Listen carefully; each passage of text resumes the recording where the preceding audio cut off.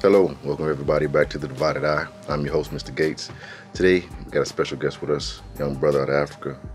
And we're gonna get his views on what's going on there, the problems they're dealing with the pollution, drilling, and everything that's going on in Africa. It's been going on for a while, but he's gonna get into details about what's going on there and what's problems they're having, what solutions they could come up with, and we're gonna get his views on that.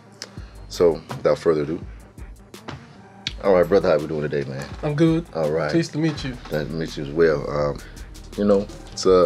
It's a complicated issue, man. Very complicated issue because, as you wanted to mention about the pollution in Nigeria and the drilling and everything, I think this is happening all over the world, all over Africa specifically. In my opinion, it's an effect of globalization, though. Mm-hmm. Big multinational companies, they shift their productions into Africa, into third world countries. Mm-hmm. And also specifically about the oil exploration in Nigeria, in the Niger Delta. It's a very, very sensitive issue, and the government has tried to manage it, but it's not so effective. Mm-hmm. Because since the discovery of oil in 1956, in Olobiri, it's a small place in the Niger Delta. Since the discovery of oil, there's been issue about the community and how they can really tap into the benefits of oil exploration. Because since the Seven Sisters, there's an oil conglomerate made of seven, like Shell, Total, and the rest of them. It's about 7. So these conglomerates, they manage oil prices through OPEC. They can decide how to explore the oil and how the people benefit from it.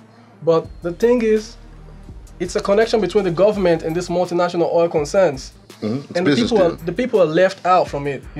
Like when oil is being discovered in any side of the delta, they cannot fish, and these people that's the only source of livelihood.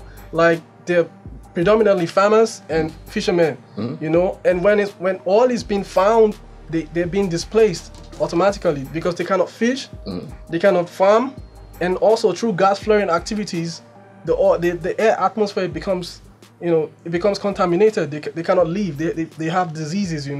So brothers like you go back, you get educated and aware, and then you go back and you teach the younger generation or the people there who are not aware about everything. It's not just, oh, it's bad for us. Why is it bad for us? What are the future consequences? What do I have to gain? What do I lose? All these factors come into play when you're talking about just one issue, because this issue is not new. Right. So it's going on for ages, though. I mean, but the question is why? The last piece of the puzzle is the community participation, because you cannot come into a community and you try to do oil exploration without involving the community, because education, man. Whatever is organized for the community, without the community is against the community. That's what I feel, and that part is still missing, because most of these youths, they take up into vices like bunkering. I mean, bunkering could be legal if you have permit from the government. What's bunkering? Bunkering, it's oil bunkering. Like you can take oil and sell it on water, and you can also extract oil on water, but you need a permit for it. Oh, okay. You need a permit to carry oil from a destination to the other. Is bunkering. Oh, okay. So. Oh, okay. So. But you need the expertise to actually do this. All right. So working with NGOs, non-governmental organizations, and trying to solicit for a cleaner, greener environment in the Niger Delta. There in Nigeria? In Nigeria, right. Okay. So that, first of all, when there's a clean environment, the people can go back to the normal livelihood. And where you have places that has suffered from superfluous damage, superfluous atmospheric damage, then we can talk about compensation for those people, like maybe to create a new environment for them, like moving them from where the oil exploration is being done to a more safer environment. They need to move them and set them up, like provide their basic needs and make them function as a human being, like putting up a more greener environment, like a buffer zone between where they have oil exploration and where the people live. Because these people, these oil concerns, when they find the oil, they're not really concerned about it's about profiteering, you know. They're not really concerned about who lives here and who doesn't, you know. Oil is here and oil is here, and we have to take the oil, you know. Involve the community. We ask the community what they really want.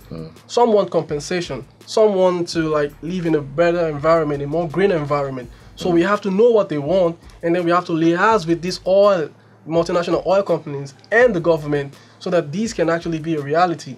You know, because if we talk about this all day, nothing will happen. So the only thing we could do is to set up ourselves through organizations and actually liaise with the multinational oil companies. I know they're willing to listen to us, and also the government, they're willing to listen to us, and then we can help ourselves because oil is being drilled every second, every day. You know how many million barrels Nigeria makes a day? It's a lot, you know, so it won't stop. Nigeria is the 5th largest oil producing country in the world. You know, 10% of the oil in America is from Nigeria, and it won't stop, you know, because oil facilitates commerce. Is there, you know, because I can't even act like I'm familiar with Nigeria. Right. So I mean, how was the government structure and the landscape? How does it look? Because me as an American or outside looking in, I have a skewed perspective or view on Nigeria. I think it's, you know, all in shacks and dirt roads. No, not really. Although the Niger Delta, like, it's one of the fragile ecosystems in the world. Where the oil is usually found is somewhere within the creeks, you know. When there's a oil discovery, the government comes in and then they tell them you have to move to a more safer place. From the way I hear it is, I think a solution is good. It goes right back to what I was talking about before, educating the people. Right. And then when the people are educated, having a intellectual discourse with the government and have some kind of understanding. Because I understand one side of it, but the other side is business. Like, we want everybody to prosper or benefit from this natural resource. So I think educating the people gives the people a more understanding of what rights they have. Self-realization. Yeah. Self-realization. Yeah. Again, that's we start from there, and then then it's a lot easier to educate somebody because they're self-aware, right? And they know the benefit, and they know what's wrong, what's right, and what's okay, what's not okay.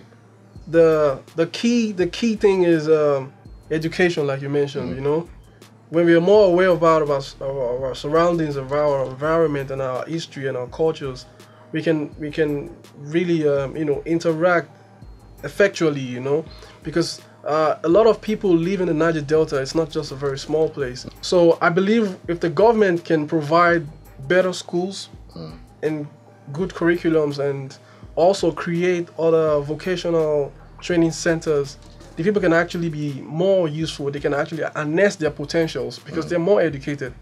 Nigeria is more dependent on oil than agriculture, you know? Okay. Because since the discovery of oil in 1956, Nigeria has been more dependent on oil. There was a paradigm shift from agriculture to oil exploration to oil. And so if you had one thing or something to say to the people listening or anybody, what would you want to say? Talking about creating more schools, and also through the Niger Delta Development Commission, it should also create more lofty exercises that can actually empower the youths, and so they don't engage in vices like bunkering and also like oil vandalization and all sorts, Okay. And also the multinational oil companies, they should also create like scholarships for very, very eligible youths, because in the Niger Delta there are also very, very smart people, but they don't have this fighting chance because they don't really get the chance. So I believe the oil sisters, the oil conglomerate, they can actually give out scholarships and also create more the liaise with the community, and also give them a better kind of living through compensation and also through educational creation. Creation of educational facilities, and also for the community. I believe because there's a lot of discourse about how the community benefit or how they don't benefit. I believe they should also air out their views, what they want, because most of the time the multinationals are not really aware about the environment because they live in their own enclaves. They don't really know much about the community, and they're not so attached with the community because they get everything they want. They don't go to the community often. So I believe the community to also try to channel their views through NGOs and through all through all the association and entities that can actually, through associations and entities, that they can also air out their views and tell them this is what we want and this is what we need, you know, so they can actually draw a line and, you know, come to a compromise, and they can have a better living, and we can move from where we are now into a better future for ourselves. Well, like I said, welcome to the Divided Eye. You know, we're not one-sided here. We cover all topics, you know, important and the other BS that we talk about. But tune back in next time. Thank you.